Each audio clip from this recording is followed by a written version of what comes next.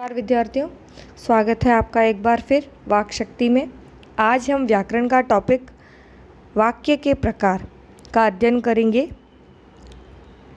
कि वाक्य क्या होता है और उसके कौन कौन से प्रकार हैं। बहुत ही महत्वपूर्ण टॉपिक है कक्षा 10 के विद्यार्थियों के लिए और 9 के विद्यार्थियों के लिए भी। तो सबसे पहले जानते हैं कि वाक्य क्या होता है। वाक्य भाषा और व्याकरण का सबसे बड़ा अंग है। ठीक है, जो वाक्य है वो भाषा का और व्याकरण का सबसे बड़ा अंग है, क्योंकि हम भाषा की कल्पना बिना वाक्य के तो कर ही नहीं सकते हैं। वाक्य के द्वारा ही हमको समझ में आता है कि सामने वाला क्या कहना चाहता है। ठीक है, और भाषा एवं भावार्थ के आधार पर भाषा की सबसे छोटी इकाई होती है वाक्य। अब आप बोलिए भाषा की सबसे छोटी इकाई क्या होती है? भाषा की सबसे छोटी इकाई वर्ण होती है। भाषा की सबसे छोटी इकाई वर्ण होती है, लेकिन भाषा या भावार्थ के आधार पर भाषा की सबसे छोटी इकाई और सबसे बड़ी इकाई, दोनों स्थितियों में सबसे बड़ी इकाई भी वाक्य है और सबसे छोटी इकाई भी वाक्य है। और सार्थक इकाई शब्द है। भाषा की सबसे छोटी सार्थक इकाई शब्द है, सबसे बड़ी इकाई वाक्य है, और भावार्थ के आधार पर भाषा की सबसे बड़ी इकाई और छोटी इकाई दोनों स्थितियों में वाक्य है। ठीक है, समझ में आई बात? अगर भाषा की सबसे छोटी इकाई बोले वर्ण है, भाषा की सबसे छोटी एक सार्थक इकाई बोले शब्द है, भावार्थ के आधार पर भाषा की सबसे छोटी एवं बड़ी दोनों इकाई कौन सी है? वाक्य। ठीक है, समझ में आई बात? सार्थक शब्द का ध्यान रखना। अगर भाषा की सबसे छोटी इकाई बिना सार्थक है, सबसे छोटी इकाई बोलेंगे तो वर्ण है। भाषा की सबसे सबसे छोटी सार्थक इकाई बोली जाए तो क्या है? शब्द है। और भावार्थ के आधार पर भाषा की सबसे छोटी एवं बड़ी दोनों ही स्थितियों में इकाई होगी वाक्य। ठीक है, अब इसकी परिभाषा कर लेते हैं कि वाक्य किसे कहते हैं। शब्दों का सार्थक योग वाक्य कहलाता है। ठीक है, शब्दों का कैसा? सार्थक योग। शब्द तो ये भी है राम, मोहन, श्याम, लेकिन इसका क्या है? सार्थक योग नहीं है। सार्थक शब्द अलग बात है, क्योंकि राम, मोहन सार्थक शब्द तो है, लेकिन इनका सार्थक अगर प्रयोग नहीं होगा तो वो वाक्य नहीं कहलाएगा, वह केवल वाक्यों का समूह कहला जाएगा। जैसे एक मिनट रुक जाइए। तो जैसे राम, मोहन, खाना या कोई भी शब्द है। ठीक है, इन शब्दों को अगर लिखेंगे तो ये सार्थक शब्द भी है और शब्दों का समूह योग भी है, परंतु इनका सार्थक योग नहीं है। इस कारण यह वाक्य नहीं कहलाया जाएगा। अगर इसकी जगह हम ये कहें कि राम और मोहन खाना खाते हैं, तो यह इनका सार्थक प्रयोग होगा और उसका कुछ मीनिंग निकलेगा, तब यह हो जाएगा वाक्य। एक बार फिर से बच्चों, अगर सार्थक शब्दों का सिर्फ योग है तो वह वाक्य नहीं है, वह सिर्फ सार्थक शब्दों का समूह है, वो वाक्य नहीं है। लेकिन उस शब्दों का सार्थक योग होना जरूरी है, तब वह वाक्य कहलाया जाएगा। जब उसका सार्थक योग होगा तब वह वाक्य कहलाया जाएगा। ठीक है, आगे वाक्य होते कितने प्रकार के हैं? वाक्य 3 प्रकार के होते हैं। 3 प्रकार से वाक्य बनते हैं, वाक्य होते हैं। एक तो प्रयोग एवं संरचना के आधार पर, दूसरा उसका है कि अर्थ के आधार पर वाक्य, और तीसरा क्रिया के आधार पर वाक्य। एक बार फिर से, प्रयोग एवं संरचना के आधार पर 3 वाक्य होते हैं, अर्थ के आधार पर 8 वाक्य होते हैं और क्रिया के आधार पर 3 वाक्य होते हैं। तो प्रयोग एवं संरचना के आधार पर 10वीं वालों के सिलेबस में है, और क्रिया के आधार पर वाक्य भी 10वीं के सिलेबस में है, जिसको वाच्य के नाम से दिया गया है। ठीक है, ये दोनों ही 10th के सिलेबस में है। और ये अर्थ के आधार पर जो वाक्य है, ये है नाइन्थ के बच्चों के लिए बहुत ज़्यादा महत्वपूर्ण है। क्रिया के आधार पर जो वाक्य भेद है उसको हम वाच्य के रूप में पढ़ते हैं। कुछ लोग इसको अलग टॉपिक मानते हैं, लेकिन यह वाक्य का ही भेद है, वाक्य का ही प्रकार है, जिसको हम क्रिया के आधार पर जब हम उसका भेद करते हैं तब वह 3 प्रकार के होते हैं और वो वाच्य कहलाता है। मतलब अगर वाक्य के प्रकार माने तो वाक्य प्रकार 3 हैं। कौन से?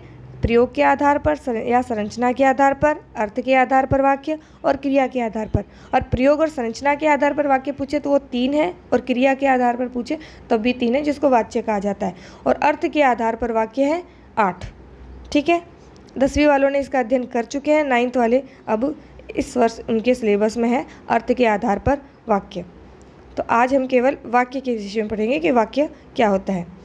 रचना के आधार पर 3 वाक्य होते हैं, हमें पता ही है, अभी हम नहीं पढ़ेंगे। अब वाक्य के अंग क्या हैं? वाक्य हमने पढ़ लिया कितने प्रकार के होते हैं, वाक्य के अंग क्या होते हैं, अंग होता क्या है। जैसे ये शब्द है, ये एक वाक्य है, राम का मित्र, लिखना भूल गई हूँ, प्रिंटिंग मिस्टेक। राम का मित्र श्याम, ठीक है, धार्मिक पुस्तकें ज़्यादा पढ़ता है। ठीक है, इसमें एक पहले साधारण शब्द बोलते हैं, राम खाना खाता है। पहले साधारण वाक्य के द्वारा समझते हैं इसको, खाना खाता है। इसमें इस वाक्य में इसका अंग मानेंगे कि एक वाक्य में क्या चीज़ें महत्वपूर्ण होती है। कर्ता होता है, एक कर्म होता है और क्रिया होती है, ये महत्वपूर्ण होती है। बाकी भी बहुत सारी चीज़ें होती है, कर्ता का विस्तारक भी होता है, क्रिया का विस्तारक भी होता है, उसके निपात भी होते हैं, योजक चिन्ह भी होते हैं, बहुत सारी चीज़ें होती हैं। लेकिन महत्वपूर्ण क्या होता है, महत्वपूर्ण क्या होना बहुत ज़्यादा जरूरी है, इसके बिना वाक्य नहीं कहलाया जाएगा। कर्ता, कर्म और क्रिया। तो इस वाक्य में जब क्या है, खाना खाता है, राम इसका सब्जेक्ट है, कर्ता है, खाना खाता है उसकी क्रिया है, और खाना क्या खा रहा है, कर्म, ये खाना उसका कर्म है। ठीक है, तो राम खाना खाता है। इसमें ये जो राम है ना, ये है उद्देश्य।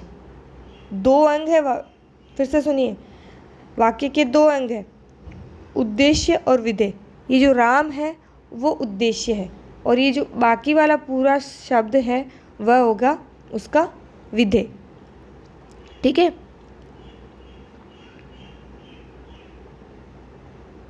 तो हम आगे पढ़ते हैं। वाक्य के अंग हैं 2, उद्देश्य एवं विधेय। उद्देश्य क्या होगा, सब्जेक्ट होगा, हमेशा कर्ता उद्देश्य होता है। इसके अलावा उद्देश्य में कर्ता का विस्तारक भी उद्देश्य कहलाएगा। अब ये कर्ता विस्तारक क्या होता है, ये जानना बहुत जरूरी है, शुरू से जानते हैं। कर्ता विस्तारक क्या होता है। कर्ता विस्तारक ये है हमारा, यहाँ आगे आएगा, राम का मित्र श्याम धार्मिक पुस्तकें ज़्यादा पढ़ते हैं। इसमें श्याम करता है। अब ये आप बोलेंगे राम भी करता हो सकता है, राम करता क्यों नहीं है, श्याम क्यों है। तो ये बात किसके बारे में कही गई है, जिसके बारे में बात की जाए वो उद्देश्य होता है, वो उसका कर्ता होता है। ठीक है, जिसके विषय में बात की जाए। तो धार्मिक पुस्तकें पढ़ कौन रहा है, श्याम पढ़ रहा है। ठीक है, श्याम पढ़ रहा है ना, तो श्याम तो हो गया कर्ता। ठीक है, और श्याम के विषय में ही बोल रहे कि श्याम कौन है, किसके बारे में बात हो रही है, श्याम कौन सा वाला है। श्याम बहुत सारे हैं, लेकिन किस स्पेसिफिक श्याम की बात हो रही है, जो कि किसका है, राम का मित्र है। तो ये श्याम के विषय में ही बोला गया है कि राम का मित्र जो श्याम है ना, वो धार्मिक पुस्तकें बहुत पढ़ता है। तो यह कर्ता का विस्तारक है, ये श्याम की विशेषताएं बता रहे। श्याम को ही आगे स्पेसिफिक या उसको डिफाइन कर रहा है, उसको परिभाषित कर रहा है कि श्याम कौन सा वाला, वो वाला जो राम का मित्र है। तो ये श्याम तो हो गया कर्ता, और ये जो राम का मित्र है ये शब्द हो गया पूरा कर्ता विस्तारक। परंतु जब हम उद्देश्य लिखेंगे तो ये पूरा जो शब्द है राम का मित्र श्याम, ये पूरा ही उद्देश्य कहा जाएगा। और ये जो पीछे का शब्द है, जो बात कही गई है, जिसके बारे में कही गई है जो बात, वो हो जाएगा विधेय। विधेय। दो अंग होते हैं वाक्य के, उद्देश्य और विधेय। उद्देश्य होता है कर्ता, और कर्ता के साथ उसका क्या, कर्ता विस्तारक। अब यहाँ आएंगे, बाकी वाला पूरा शब्द विधेय होता है। विधेय में जो भी शब्द आते हैं, विधेय में बहुत सारी चीज़ें आती है, ठीक है। कर्ता में कर्ता और कर्ता विस्तारक, कर्ता और कर्ता विस्तारक पूरा ही किस में आएगा, उद्देश्य में आएगा। उद्देश्य, कर्ता और कर्ता विस्तारक, ठीक है। कर्ता हमेशा वो होगा जिसके बारे में वो बात कही जा रही है, वो होगा उद्देश्य। तो उद्देश्य हो गया। उद्देश्य क्या होगा, इसकी परिभाषा कि वाक्य में प्रयुक्त कर्ता उद्देश्य कहलाता है, और कर्ता का विस्तारक भी उद्देश्य होता है, ठीक है बच्चों। कर्ता तो होता है, कर्ता के साथ कर्ता का विस्तारक भी उद्देश्य कहलाता है। दूसरा अंग है विधेय। विधेय जो उद्देश्य के बारे में जो भी बात कही गई है वो पूरी ही विधेय कहलाती है। और उसमें कौन कौन सी चीज़ें आती है, कर्म आएगा, कर्म का विस्तार आएगा, क्रिया आएगी, क्रिया का विस्तारक आएगा, पूरक, सहायक क्रिया सब शामिल होती है। जो बाकी में जो भी बात कही गई है वह विधेय में, ठीक है। तो इसमें ये क्या क्या चीज़ें हैं, इसमें ये वाले वाक्य में कौन सी चीज़ें आ रही हैं। तो धार्मिक पुस्तकें, शाम क्या पढ़ता है, पुस्तकें क्या है, कर्म, ठीक है। पुस्तकें कर्म है, ठीक है। पढ़ता है वह क्रिया है, पढ़ना क्रिया होती है, ठीक है। ता है हमेशा, ये सहायक क्रिया है। ता है, ती है, आए, सहायक क्रिया है, ठीक है। पढ़ता है क्या, पढ़ता क्या है, ज़्यादा पढ़ता है, तो ये क्रिया का विस्तारक हो जाएगा, क्रिया का विस्तारक, ठीक है। और पुस्तकें किस प्रकार की, धार्मिक, तो यह कर्म का विस्तारक हो जाएगा, ठीक है। तो हमने यही बोला था, कर्म का विस्तारक, क्रिया का विस्तारक, सहायक क्रिया, ये सारी चीज़ें किस में आएगी, विधेय में आएगी। तो ये हो गया इस वाक्य में उद्देश्य, और ये हो गया विधेय, ठीक है। इसको और स्लाइड में पढ़ते हैं, जो इसमें अलग दे रखा है। आपका मित्र श्याम ज़्यादा बुद्धि, इसमें ये जो पूरा है यह हो जाएगा, जो मित्र है वह कर्ता विस्तारक है, लेकिन श्याम क्या है, कर्ता। धार्मिक पुस्तक कर्म का विस्तार, यही बताया अभी मैंने। तो ये एक बार आपको नोट्स बना रहे हो या लिख रहे हो तो इसको लिख लीजिएगा, तो आपको बाद में दिक्कत नहीं आएगी। तो ये हो गया, इसमें इतना हो गया, कर्ता और कर्ता का विस्तारक हो गया उद्देश्य, और ये बाकी वाला हो गया पूरा विधेय, ठीक है बच्चों। समझ में आ गया कि उद्देश्य क्या होता है और कर्ता क्या होता है। तो इसकी परिभाषा है विधेय की कि उद्देश्य के बारे में जो भी कथन किया जाए वह विधेय है।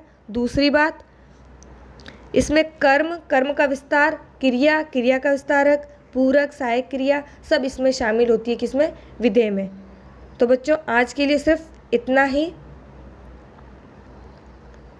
कल हम वाक्य के रचना के आधार पर वाक्य के भेद करेंगे। तब तक घर में रहिए, सुरक्षित रहिए, पढ़ते रहिए। धन्यवाद।